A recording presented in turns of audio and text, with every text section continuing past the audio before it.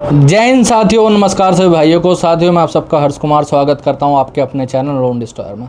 साथियों आज मैं बात करने वाला हूं दुनिया के या फिर अपना लोन डिफ़ॉल्टर्स, ठीक है, जो हमारे लोन डिफ़ॉल्टर्स की दुनिया है, जो कि आज के टाइम पे कर्ज में परेशान चल रहे हैं, उनके लिए सबसे बड़ी परेशानी जो बनी हुई है और लोगों को जिनको पता तक नहीं चल पाता इस परेशानी के बारे में, जिसकी वजह से जेन्युइनली लोन कंपनीज और उनके रिकवरी एजेंट्स आपका शोषण कर रहे हैं। एक तरीके से सिंपली कहा जाए, आपको यूज़ कर रहे हैं अपने टारगेट्स पूरा करने के लिए और आपको परेशान करने के लिए, ठीक है। बहुत सारे भाइयों के द्वारा ये कहा जाता है कि सर लोन सेटलमेंट में होने वाले जो फेक सेटलमेंट जो होता है उस फ्रॉड के बारे में बात करिए, ठीक है। उसके ऊपर मैं बहुत बार वीडियोस बना चुका हूँ, बट आज मैं जो रियल सेटलमेंट के अंदर जो फ्रॉड होता है ना, जानबूझ के आपको ऐसी दलदल में घसीटा जाता है जिससे आप ना तो बाहर निकल पाते हो और उल्टा उसमें फंस के रह जाते हो, उसके बारे में बताने वाला हूँ, ठीक है। अगर आप अभी अभी नए डिफ़ॉल्टर हो या फिर अभी पुराने हो चुके, मतलब आपका एनपीए वगैरह हो चुका है और अब आप सेटलमेंट के लिए जाना चाहते हो, तो इस बात का ज़रूर ध्यान दें जो मैं आज इस पूरे वीडियो के अंदर बताने वाला हूँ, ठीक है। बहुत सारे मेरे सब्सक्राइबर ये फेस कर चुके हैं और बाद में जब हमसे जुड़ते हैं तो उनका पैसा भी चला जाता है और ना उनकी सेटलमेंट हो पाती है ना कुछ, ठीक है। तो साथियों वीडियो में आगे बढ़ने से पहले अगर लोन संबंधित कोई भी प्रॉब्लम है, कोई दिक्कत है, परेशानी है, होम विजिट हो रही है, कॉल्स आ रही हैं, कोई नोटिस आया है, कोई केस हुआ, ऐसी कोई भी दिक्कत है, ऊपर नंबर आ रहा, व्हाट्सअप पर मैसेज कर सकते हो, ठीक है। व्हाट्सअप के माध्यम से हमसे जुड़ सकते हो, हमसे हमारे ग्रुप से बात कर सकते हो, ठीक है।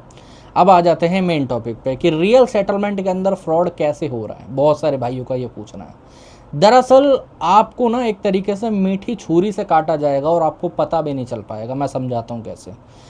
दरअसल एक कॉमन स्टोरी समझाता हूँ। जैसे आपका अगर लोन डिफ़ॉल्ट हुआ है अभी जस्ट, ठीक है, तो आपका एनपीए होगा। पहले तो ये लोग एनपीए को रोकने की बहुत ट्राई करेंगे, लेकिन जैसे तैसे नहीं रोक पाएंगे और आपका एनपीए हो जाएगा, तो ये लोग ना एक नई ट्रिक लेके आएंगे आज के टाइम पे।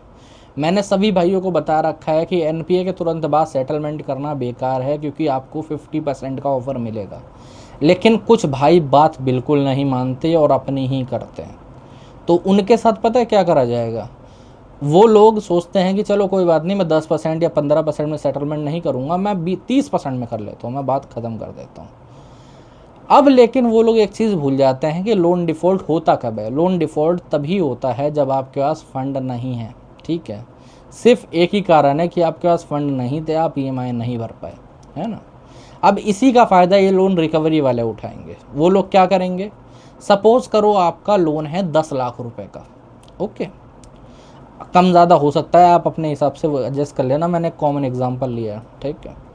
10 लाख रुपए के लोन पे अब रिकवरी वालों ने बोला कि भाई साहब 50 नहीं, आप प्रीमियम कस्टमर हो तो आपको हम 35% में आपकी सेटलमेंट कर देंगे। कुछ नहीं है, ज़्यादा से ज़्यादा 15% ही तो ज़्यादा आ रहा है, वैसे 20 में होती है। तो कस्टमर भी सोचता है यार 15% के चक्कर में क्या लीगल में जाएंगे, क्या रिकवरी को देखेंगे, ख़त्म करते हैं बात यहीं पर। अब आदमी अपना बजट देखता है, बोलता है यार 3.5 लाख तो मेरे पास नहीं हो पाएंगे। तब ये लोग अपना ब्रह्मास्त्र निकालते हैं। जैसे कस्टमरों का ब्रह्मास्त्र होता है ना अपना फ़ोन की, वो अपने रिकॉर्डिंग करते हैं, इनके पास भी होता है। ये लोग क्या करते हैं? ये लोग आपको 9 ईएमआई तक का झांसा देंगे। जैसे एक कस्टमर के साथ हुआ था ऐसा ही। उन पे आप पे बोला जाएगा कि एक काम कर लीजिए, आप 9 ईएमआई बांध लीजिए इसके, ठीक है। 3.5 लाख रुपए का लोन हो गया, आप इसकी 9 ईएमआई कर लीजिए, बात ख़त्म हो जाएगी, ठीक है। अब कस्टमर बोलेगा कि जी अमाउंट अभी भी ज़्यादा लगा है, तो वो मान लेते हैं थोड़ा और कम कर देंगे, 3 पे आ जाएंगे, है ना।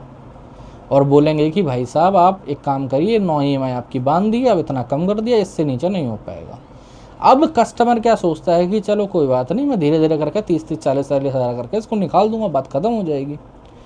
अब अभी तक सारी चीज़ें रियल हो रही हैं, मैं आपको जेन्युइनली बताना चाहूँगा। लेटर भी रियल है, ऑफ़र भी रियल है, और ये जो 9 ईएमआई बांधी है ना, ये भी रियल होती हैं। 9 ईएमआई तक वो लोग कर सकते हैं सेटलमेंट के अंदर, ठीक है। 1 से लेकर 9 ईएमआई तक में पूरा हो सकता है।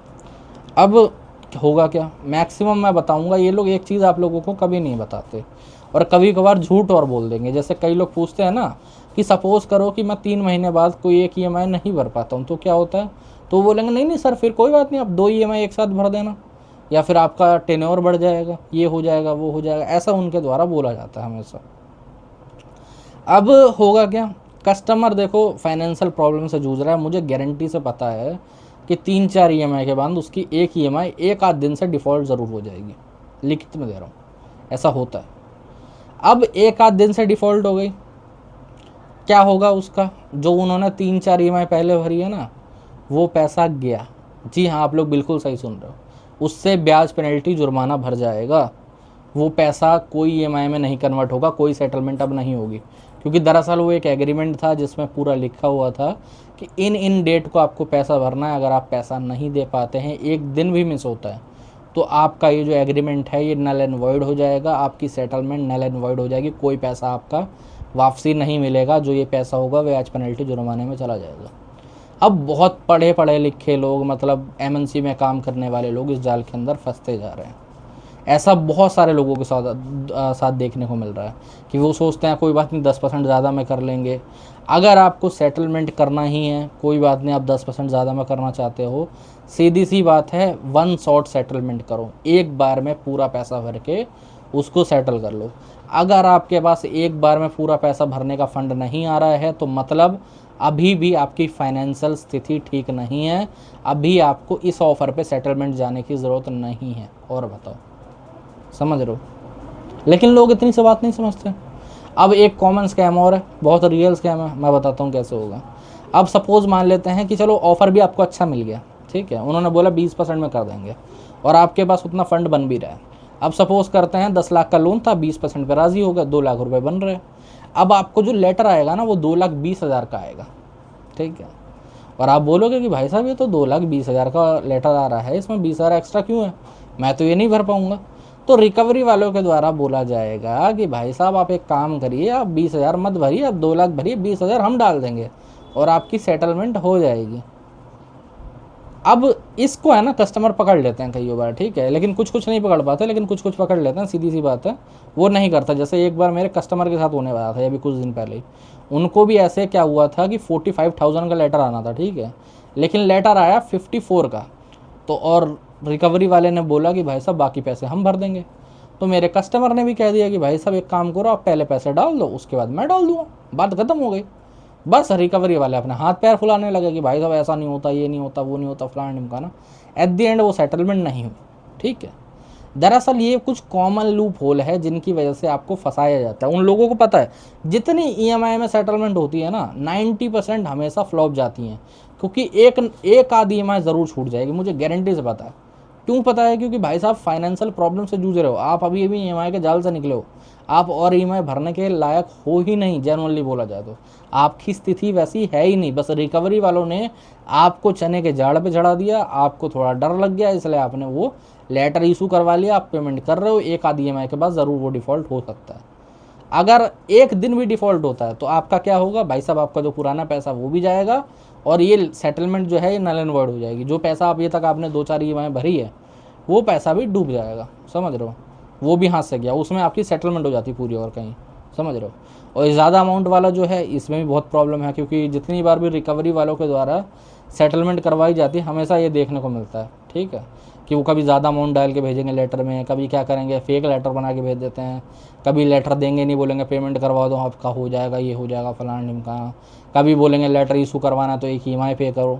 ये दरअसल इन लोगों के फेक मतलब प्रॉपरली आपको फंसाने का ज़रिया है लीगली तौर पे, क्योंकि इसके अंदर क्या होता है, इन तरीक़ों से अगर आप लोग पेमेंट कर देते हो ना, तो भाई साहब इनका गला नहीं पकड़ा जा सकता। अगर आप सपोज़ करो आपको कोई फेक लेटर भेजा गया होता, ठीक है, और आपने उसकी पेमेंट कर दी होती, तो हम उसकी एफआईआर करवा सकते हैं, ठीक है।